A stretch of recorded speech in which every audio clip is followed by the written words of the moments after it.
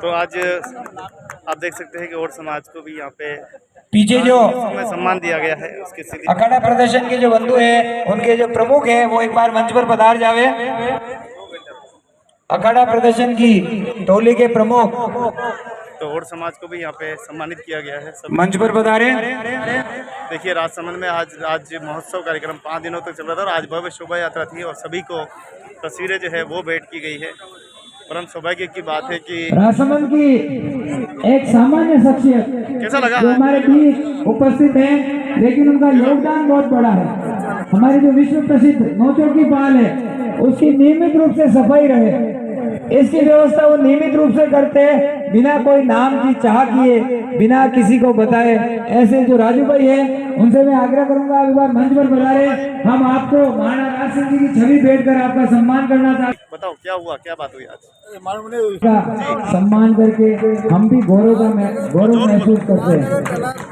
तालाब में और समाज का बहुत ही सहयोग रहा है झील के निर्माण में। और समाज ने झील का निर्माण किया, जिसमें जसवा माता ओडन का भी बहुत सहयोग रहा है। और इसी कारण हमारे चारभुजानाथ का मंदिर की जमीन और आज पूरा कार्यक्रम आज हुआ, आपने पार्टिसिपेट किया, क्या राजसमंद के लोगों ने सम्मान किया आपका? राजसमंद के लोगों ने हमारा बहुत सम्मान किया। हमने अखाड़े के जो प्रमुख थे वो मंच पर पधारे। गए थे सभी लोग, उधर से पधार उदयपुर और भी गांव के लोग आए थे। ये पूरा समाज का सम्मान है, खाली व्यक्ति का सम्मान है? पूरे समाज का सम्मान किया गया है। निम्बाड़ा से आपके कितना सुंदर कार्यक्रम है और इस कार्यक्रम में प्रदर्शन के लिए प्रमुख जनों का जो पधारे इसमें और युवा साथी भी हमारे पधारे थे। स्वागत अभिनंदन करेंगे। पीछे जो कार्यकर्ता खड़े हैं उनसे आग्रह है आप स्थान ग्रहण करें। आपके खड़े रहने से और व्यक्ति भी ये सोचते हैं कि जब कार्यकर्ता खड़े रह सकते हैं तो हम भी खड़े रह सकते हैं, इसलिए उनसे निवेदन है वो जो सामने जो कुर्सियां लगी है उन पर विराजित हो। और समाज का भी योगदान रहा और सभी से आग्रह है आप अपना स्थान ग्रहण करें। बच्चों ने हमारा अच्छा सम्मान किया और राजा राज सिंह जी द्वारा हमारा शहरवासियों द्वारा हमारा अच्छा सम्मान किया गया। मैं इस कार्यक्रम को आगे बढ़ाते हुए पाल का निर्माण किया गया था और राजा राज सिंह जी को सत नमन और हमारी माता जसमा को भी सत नमन। आज क्या जसमा माता जी के लिए आपने क्या किया है, क्या योगदान दिया, क्या चाहते हैं राजसमंद से? आज जो हमारे मंच पर जो अतिथि विराजित है उनका एक बार परिचय करवाना चाहूंगा। हमारे इस महाराणा श्री राज सिंह जी जन्म जयंती समारोह समिति के माननीय अध्यक्ष महोदय डॉक्टर राकेश जी तेलन, आप प्रिंसिपल से पद से सेवानिवृत्त हुए और शिक्षा विभाग के डीओ पद से सेवानिवृत्त हुए, अच्छे शिक्षाविद है, अच्छे साहित्यकार हैं और आप इस समिति के अध्यक्ष बने, इसलिए समिति के सब लोग राज महोत्सव लगातार चल रहा है। सभी को यहाँ जिन्होंने पार्टिसिपेट किया सभी को सम्मानित जो विषय रखने वाले हैं मुख्य वक्ता, आज बहुत ही अच्छा महोत्सव था, बहुत ही वो है मुरली मनोहर जी। आप राष्ट्रीय स्वयंसेवक संघ के प्रचारक हैं और हिंदू जागरण मंच के राजस्थान क्षेत्र के संगठक हैं। हमने जो 5 दिवसीय कार्यक्रम किए थे उनकी थोड़ी सी जानकारी देकर मुख्य वक्ता से आग्रह करूंगा वो अपना विषय रखेंगे। हम सब ने तय किया था 5 दिवसीय इस प्रकार का कार्यक्रम करेंगे और प्रथम दिन हम चाहते थे कि महाराणा राज सिंह जी प्रत्येक जन तक पहुंचे और उनकी जीवन की जो यात्रा है सब लोगों तक पहुंचे, इसलिए हमने एक व्याख्यान माला का आयोजन किया था। वो व्याख्यान माला बीएन गर्ल्स कॉलेज के सहयोग से उसी कॉलेज के परिसर में हमने किया था। दूसरे दिन 8 तारीख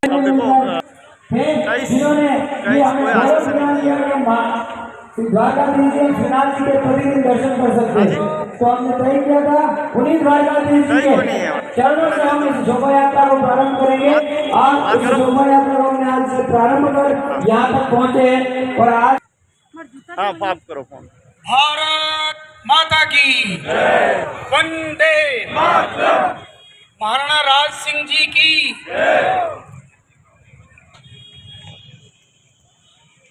महाराणा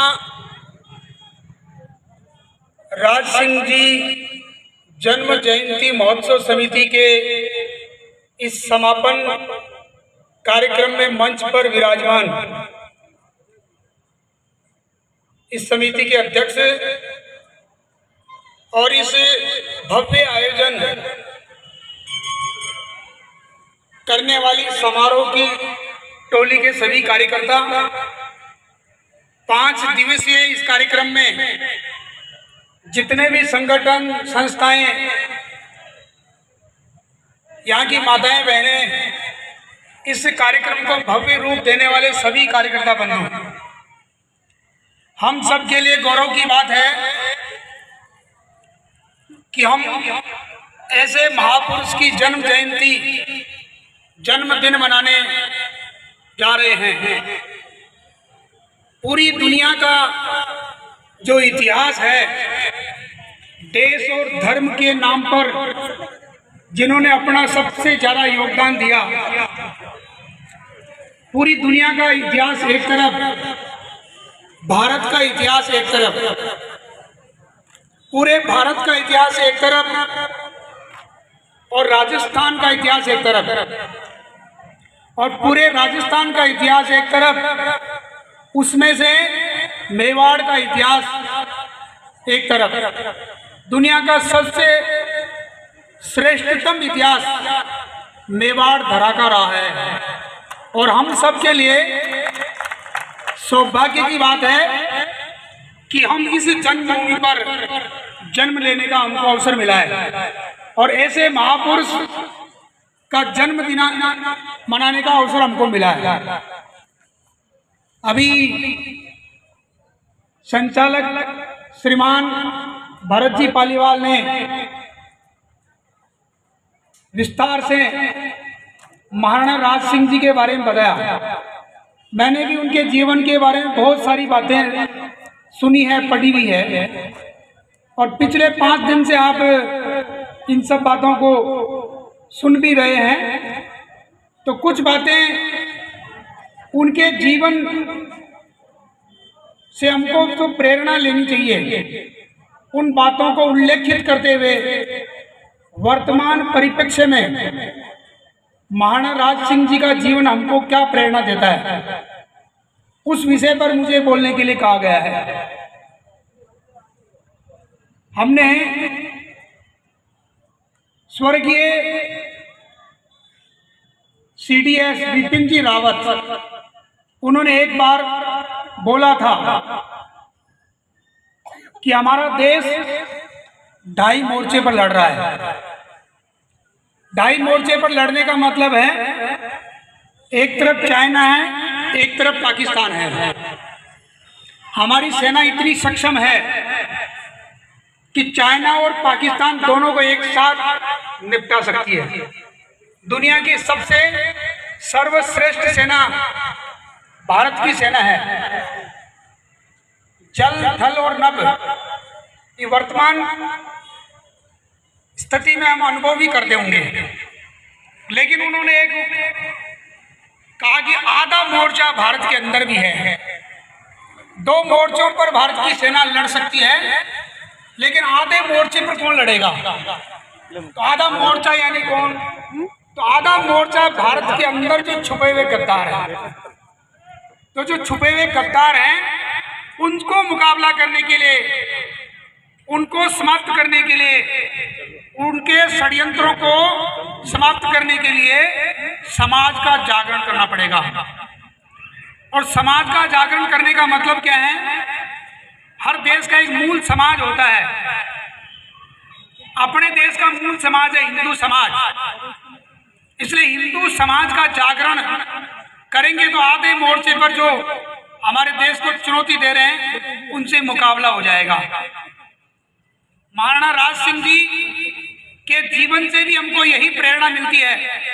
हिंदू धर्म रक्षक ये केवल अकेले ही नहीं थे, 3-3, 4-4 पीढ़ियां इन्होंने हिंदू धर्म की रक्षा के लिए हमको कैसी कठिन से कठिन परिस्थिति, उस कठिन परिस्थिति में भी मार्ग निकालना हमको सिखाया है। आज जो वर्तमान में परिस्थिति हम देखते हैं, ये वर्तमान परिस्थिति पूरी दुनिया के अंदर आज भारत का और हिंदू समाज का जो नाम रोशन हो रहा है, बहुत सारी चुनौतियां हमको आसपास दिखाई देती होगी। लेकिन आप कल्पना कीजिए, जिस समय महाराणा राज सिंह जी का जन्म हुआ था, उस समय की परिस्थिति कैसी थी। महाराणा राज सिंह जी से पहले महाराणा सांगा, महाराणा प्रताप, ऐसे अनेक इसी भूमि से में पैदा होकर के और लगातार विदेशी आक्रांताओं से संघर्ष किया। भारत का जो मूल समाज है, उस मूल समाज का मनोबल बनाए रखने के लिए विदेशी आक्रांताओं के अत्याचारों से वो मुकाबला करने के लिए समाज जीवन में हलचल पैदा की। समाज के सामान्य से सामान्य व्यक्ति को भी देश धर्म के लिए काम करना चाहिए। उन्होंने अपने जीवन से प्रेरणा दी। उन्होंने उपदेश नहीं दिया। केवल मेवाड़ की सेनाओं में ही एक विशेष बात है कि यहाँ पर हर जाति बिरादरी के लोग सेना में भर्ती होते थे। पूरा समाज लड़ता था।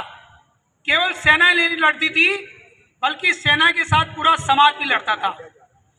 आज भी जो हमारे को बिपिन रावत जी ने जो 2.5 मोर्चे का जो बात कही है, तो 2.5 मोर्चे का मतलब ही यही है कि भाई सेना तो लड़ रही है, सेना के साथ साथ समाज को भी लड़ना है। कि सेना बॉर्डर पर लड़ेगी, लेकिन देश के जो अंदर गद्दार है आधा मोर्चा, उस आधे मोर्चे को लड़ने के लिए समाज का जागरण करना आवश्यक है। शक्ति केवल सेना या शस्त्रों में नहीं होती, बल्कि सेना का निर्माण जिस समाज से होता है, वो समाज कितना राष्ट्र प्रेमी, देश प्रेमी है, उसके आधार पर राष्ट्र का विकास होता है। ये तो देश केवल एक भूमि का टुकड़ा नहीं है। देश, राज्य और राष्ट्र 3 प्रकार की परिभाषा है। देश एक भौगोलिक इकाई का नाम है और राज्य एक राजनीतिक इकाई का नाम है, लेकिन राष्ट्र एक सांस्कृतिक इकाई का नाम है। और संस्कृति का मतलब संस्कारों के लगातार प्रवाह के कारण से संस्कृति बनती है। हमारा जो देश है मूल, तो हिंदू समाज के जो संस्कार है, हिंदू समाज की जो संस्कृति है, हिंदू समाज के जितने भी तीर्थ स्थल हैं वो इस भारत भूमि में है। जितने भी महापुरुष हुए हैं वो सारे के सारे महापुरुष भारत की भूमि पर हुए हैं। हिंदू समाज के जितने भी आस्था के स्थल हैं वो भारत की भूमि में है। भारत के बाहर भी है तो अखंड भारत है। तो अखंड भारत जितना बड़ा भारत है, उसमें जितने भी तीर्थ स्थल हैं, जितने भी महापुरुषों के जन्म स्थान हैं, जितनी पवित्र नदियां हैं, और यहाँ की संस्कृति के प्रति श्रद्धा रखने वाला समाज एकमात्र समाज है हिंदू समाज। तो हिंदू समाज पर वर्तमान में जो चीजें चल रही है, ऐसी परिस्थितियां उस समय भी आई थी। अभी बहुत सारे अखबारों में, टीवी पर, सोशल मीडिया पर एक शब्द बार बार सुनते हैं हम, लव जिहाद। पूरे देश भर में लव जिहाद ये जो शब्द है, हमारा शब्द नहीं है, लेकिन 1 लाख हिंदू लड़कियां साल भर में लव जिहाद की शिकार हो जाती है विधर्मियों के द्वारा। जिस बहन बेटी को पाल पोस करके हम बड़ा करते हैं, जिसको कन्या देवी कहते हैं, लेकिन विधर्मी के द्वारा पहला फुसला करके हमारी अज्ञानता के कारण से, हमारी लापरवाही के कारण से, और कहीं न कहीं हमारे संस्कारों के कमी के कारण से वो 1 लाख लड़कियां लव जिहाद की शिकार हो जाती है। और वो 1 लाख लड़कियां पूरे देश भर का आंकड़ा है। हो सकता है राजसमंद का मुझे जानकारी नहीं है, लेकिन FIR दर्ज होती है, वो आंकड़ा बता रहा हूं। लेकिन ये परिस्थितियां आज है। आज कल्पना करो कि आज तो पूरी दुनिया के अंदर हिंदुत्व का बोलबाला है। भारत का डंका पूरी दुनिया में बजता है। भारत का नेतृत्व भी कोई एक राष्ट्रवादी व्यक्ति कर रहा है। पूरी दुनिया के अंदर हिंदू जागरण के नाम पर इतना बड़ा काम हो रहा है। इस समय भी ये परिस्थितियां हैं। तो महाराणा राज सिंह जी के जीवन में भी एक घटना आती है, आपने सबने सुना होगा। किशनगढ़ की जो राजकुमारी है, उस राजकुमारी के बारे में बताते कि औरंगजेब का मन हो गया कि मैं इससे शादी करूंगा। राजकुमारी के पिताजी की मृत्यु के बाद में उनके जो भाई थे मान सिंह जी, उनको उन्होंने संदेश भिजवाया कि हम उससे शादी करना चाहते हैं, रूपवती। अब भाई उनके पास उनके अधीनस्थ थे, इसलिए मजबूरी में हाँ ना कर रहे थे। लेकिन चारुमती जो एक तरह से क्षत्राणी थी, उनको लगा कि मुगलों से शादी करना ये तो हमारे संस्कार के विपरीत बात है। हमारी परंपरा में एक तरह से मुगलों के हाथ आने की बजाय जौहर में जल करके राख बन जाना ज्यादा अहोभाग्य माना जाता है, इसलिए औरंगजेब से शादी नहीं करेंगे। तो उन्होंने महाराणा राज सिंह जी को पत्र लिखा। पत्र लिखने के बाद में पत्र में भी जो भाषा है, पूरा मैं विषय इसलिए नहीं बता रहा क्यों आप लोगों ने सुन रखा है। तो महाराणा राज सिंह जी को संबोधित करके उनको कहा कि मैं तो आपको पति रूप में स्वीकार कर लिया और औरंगजेब मुगलों के हाथ आने की बजाय मैं विष पान करके शरीर को शांत कर लूंगी, लेकिन ये नहीं करूंगी। तो फिर बाद में जो रावत रतन सिंह जी, जिनकी अभी भी शादी हुई थी, उनको बुलाया गया, उनको कहा गया और कहा कि औरंगजेब बारात लेकर के आ रहा है, इसलिए उसको रोकने का काम आमेर पे जाकर के आपको रोकना है। वो जब घर से विदा हो रहे थे तो हाडा रानी जो उनकी पत्नी थी, तो उनसे वो बिछुड़ते समय थोड़ा मन में कमजोरी आ गई और उन्होंने, लेकिन वो भी क्षत्राणी थी, उन्होंने देखा कि मेरा पति मेरे कारण से इसके मन में कमजोरी आ रही है, तो निशानी मांगने पर, और वो निशानी सिर काट करके दे दिया था और वो सिर को देख करके फिर लगातार वो वहां पर संघर्ष करते हुए मारे भी गए और शहीद हो गए। 3 दिन तक उनको रोका, तब तक महाराणा राज सिंह जी किशनगढ़ जाकर के और शादी करके वापस आ चुके थे। ऐसे महाराणा राज सिंह जी उस समय, ये जो मैं लव जिहाद से इसलिए जोड़ रहा हूं कि उस समय की परिस्थिति, जिस समय दिल्ली पर शासन किसका था, मुगलों का शासन था, पूरे देश भर में मंदिर तोड़े जा रहे थे, गायें काटी जा रही थी, लाखों लोगों का धर्मांतरण किया जा रहा था, हजारों लाखों माता बहनों का अपमान किया जा रहा था। ऐसी परिस्थिति में भी दिल्ली के सम्राट को चुनौती देने वाले महाराणा राज सिंह जी थे। तो ऐसी परिस्थिति में उन्होंने रास्ता निकाला। तो आज तो हमको चिंता करने की जरूरत नहीं है, इसलिए हमको हमारे जीवन में जो महाराणा राज सिंह जी ने महिलाओं के प्रति एक तरह से जो सम्मान था, उस सम्मान को बनाए रखने के लिए उससे टकरा गए। तो पूरे देश भर में इस प्रकार की जहां कहीं भी हमारे को ऐसा लगता है माताओं बहनों का अपमान हो रहा है, लव जिहाद की घटनाएं करने वाले लोग इधर उधर घूम रहे हैं, तो उनके षड्यंत्रों से हमको भी सावधान रहना है। सारा काम सरकार और सेना नहीं करती, बल्कि समाज को करना है काम। ये आधे मोर्चे की लड़ाई का मतलब यही है कि आधे मोर्चे पर समाज को लड़ना है। हर चीज नेताओं के, सरकारों के भरोसे नहीं रहना है। बड़े महापुरुष होते हैं, संकेत रूप में कहते हैं। तो ऐसे लव जिहाद की घटनाएं पूरे देश भर में। दूसरा, हमारे देश में अभी पिछले दिनों अखबारों में आपने पढ़ा, अभी वक्फ बोर्ड के नाम पर पूरे देश भर में लगभग 5 लाख वर्ग किलोमीटर की भूमि जो 1947 से पहले जिन लोगों के पास थी, उन्होंने अलग भूमि की मांग की और अलग भूमि की मांग करने के बाद पाकिस्तान उनको मिल गया और मिलने के बाद वो आधे लोग पाकिस्तान चले गए, लेकिन जो पाकिस्तान गए थे उन्होंने अपनी यहाँ की जो जमीन थी वक्फ बोर्ड में चढ़ा दी। तो वक्फ बोर्ड में चढ़ा गए, उसके कारण से पूरे देश भर में आज सबसे ज्यादा जो जमीन है भूमि जिहाद के रूप में, हमारा देश हिंदुओं का देश है, लेकिन आज सबसे ज्यादा जमीन है वो वक्फ बोर्ड के पास है। दूसरे नंबर चर्च के पास है, तीसरे नंबर सेना और चौथे नंबर रेलवे के पास है। तो ये भूमि जिहाद भी हमारे आसपास चल रहा है। हम महापुरुषों का जो जीवन, जो उनके बहाने जो उत्सव मनाते हैं, तो उत्सव मनाने के पीछे हेतु है कि महापुरुषों ने कैसे ऐसे समय में अपने समाज को जागरूक बनाए रखा। तो हम भी अपने आसपास इस प्रकार के भूमि जिहाद के नाम पर किसी मंदिर के बगल में मजार बना दी, मंदिर के अंदर भी कई बार इस प्रकार की चीजें हो जाती है, तो मजार बनाते हैं।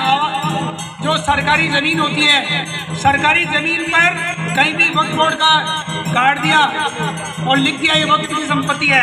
एक वक्फ पर एक नया प्रकार का एक यहाँ पर एक कानून बना दिया 2012 या 11 के अंदर, किसी भी सरकारी जमीन को वक्फ बोर्ड की घोषित करके और उसको बाद में वक्फ बोर्ड में शामिल किया जा सकता है। जिस जमीन पर वक्फ बोर्ड का बोर्ड लगा दिया गया तो जिसकी जमीन है उसको साबित करना पड़ेगा ये जमीन मेरी है, वक्फ बोर्ड की नहीं है। वक्फ बोर्ड को साबित नहीं करना कि ये वक्फ बोर्ड की है। इस प्रकार के उल्टे सीधे कानून, अभी कानून बने हुए हैं लेकिन केवल कानून से काम नहीं चलेगा। अपने कानून को भी अगर इसका भी मुकाबला करना है तो संख्या बल समाधान है। एक श्लोक है, त्रेतायाम मंत्र शक्ति ज्ञान शक्ति कृते युगे द्वापरे युक्त शक्ति से संघे शक्ति कलो युगे। 4 युग हैं, चारों युगों के अंदर कोई न कोई एक शक्ति काम करती है। त्रेता युग में मंत्र की शक्ति काम करती है। त्रेता युग के अंदर मंत्र की शक्ति के आधार पर शासन, अनुशासन और प्रशासन चलता है। त्रेता युग में, उस युग में सत्य और धर्म की स्थापना करने के लिए मर्यादा पुरुषोत्तम भगवान श्री राम का जन्म हुआ। सतयुग के अंदर ज्ञान और सत्य की शक्ति काम करती है। सत्य और ज्ञान को स्थापित करने के लिए, स्थापित करने के लिए राजा हरिश्चंद्र जी का अवतार हुआ। द्वापर युग में युद्ध की शक्ति काम करती है। द्वापर युग में युद्ध की शक्ति के साथ साथ भगवान श्री कृष्ण के नेतृत्व में महाभारत का युद्ध हुआ।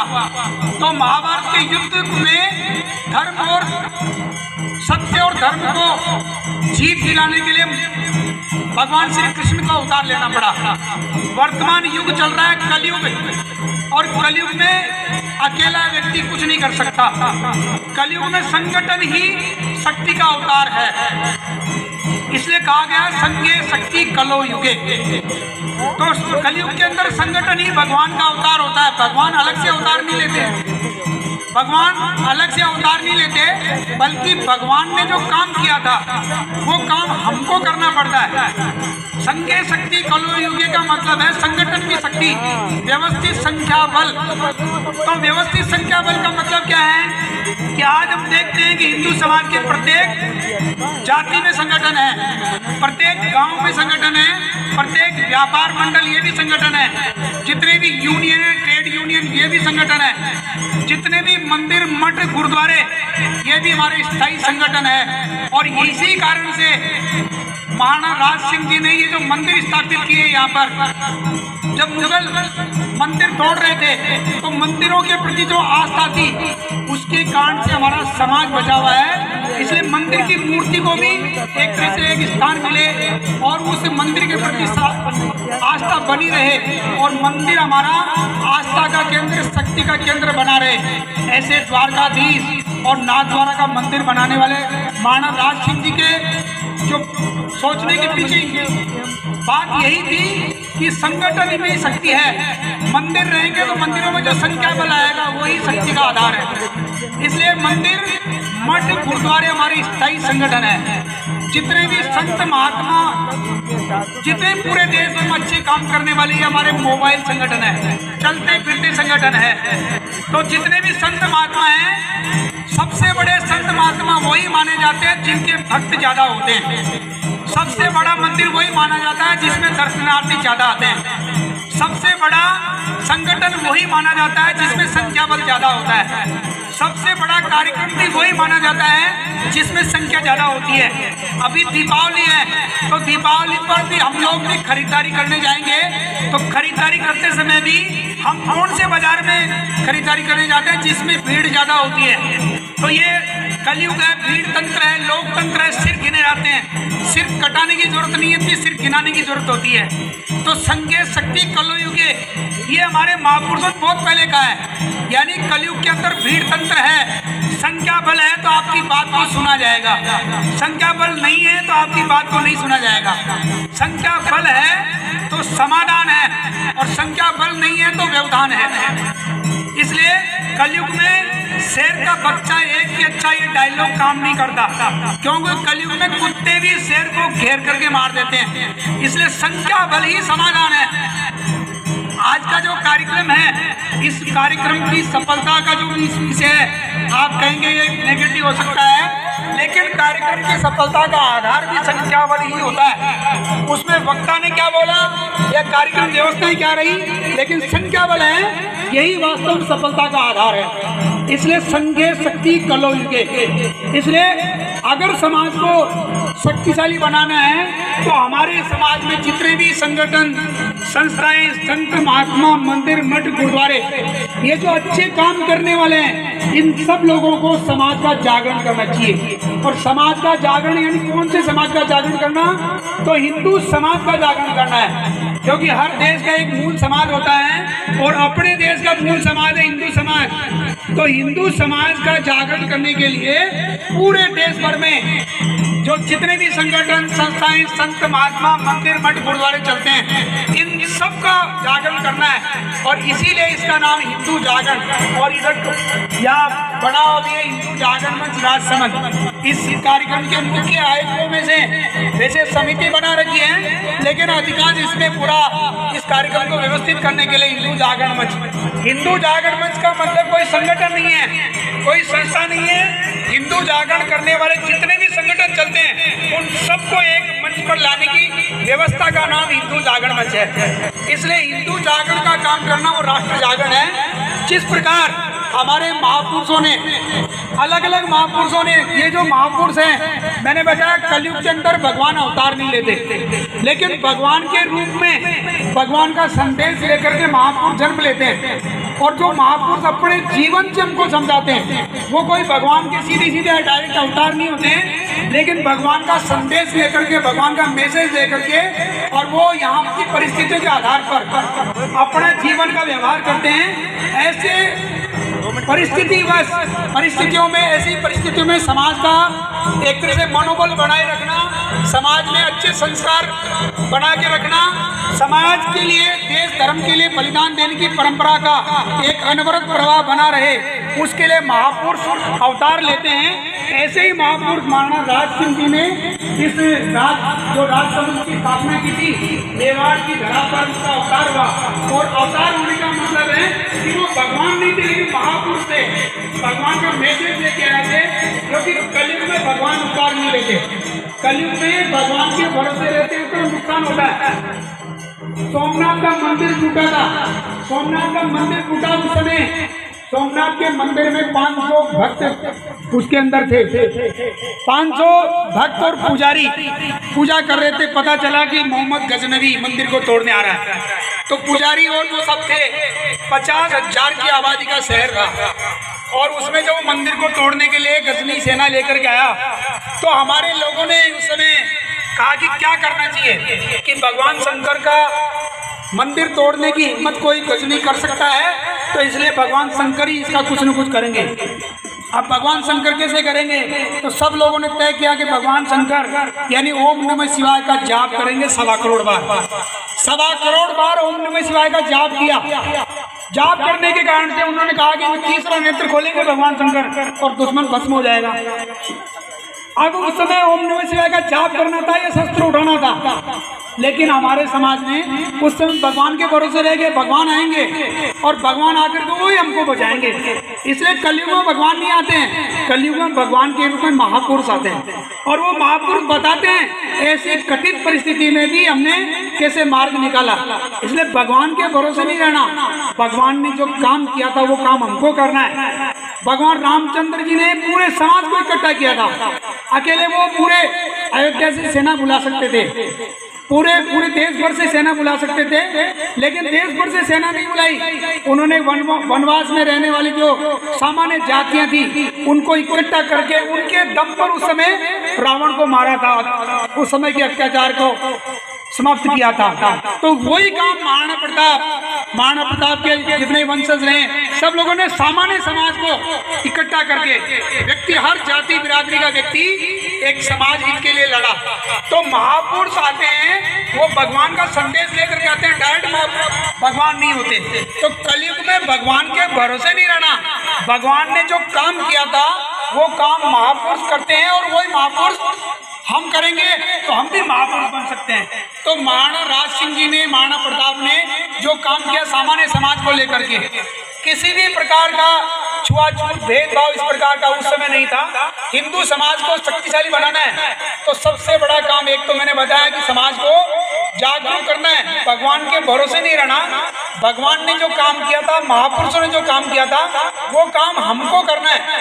दूसरा, इस समय हमारे समाज में सबसे बड़ी चुनौती है छुआछूत की। अपने यहाँ राजसमंद वगैरह में तो थोड़ा कम ही रहता है, लेकिन फिर भी हमारे हिंदू समाज की सबसे बड़ी कमजोरी है छुआछूत भेदभाव। अगर छुआछूत भेदभाव अगर हम नहीं रखेंगे, हिंदू समाज को कोई भी कमजोर नहीं कर सकता।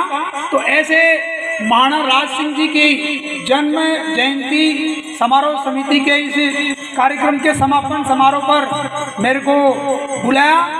मैंने पहले बताया कि महाराणा राज सिंह जी के बारे में तो मैं ज़्यादा नहीं बोल पाऊंगा क्योंकि जीवन बहुत ज़्यादा नहीं पढ़ा, लेकिन वर्तमान परिस्थिति में हमको महाराणा राज सिंह जी के जीवन से प्रेरणा लेकर के अपना जो हिंदू समाज है, इस हिंदू समाज को शक्तिशाली बनाने के लिए हम सबको प्रयत्न करना चाहिए। और महाराणा राज सिंह जी के साथी किस प्रकार के जो देश जन भूमि और इस देश के लिए अपना सर्वस्व बलिदान करने के लिए आतुर हो गए, तो उनका व्यवहार किस प्रकार का था।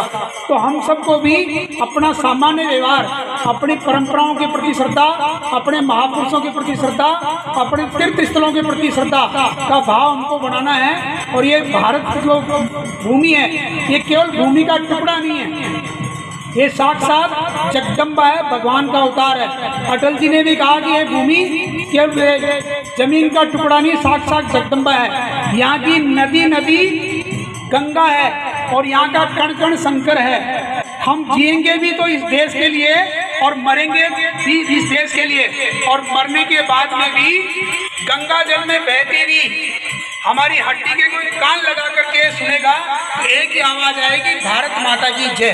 तो ये जो भारत माता की जय यानी भारत के प्रति आस्था, इसके प्रति श्रद्धा बनाए रखने के लिए जैसे महापुरुषों ने अपना सर्वस्व बलिदान दे करके हम सबको आज की स्थिति में अब अपनी बारी है। और अभी भी उन महापुरुषों को केवल याद करेंगे, उनके जीवन को नहीं अपनाएंगे तो हम सुख पाएंगे। इसलिए महापुरुषों ने जो जीवन जिया था वैसा जीवन हम जी करके, उनके जो उन्होंने व्यवहार किया था वैसा व्यवहार हम करेंगे। हनुमान चालीसा पढ़ने से हनुमान जी खुश नहीं होते, हनुमान जी ने जो काम किया था वैसा काम हमको करना है।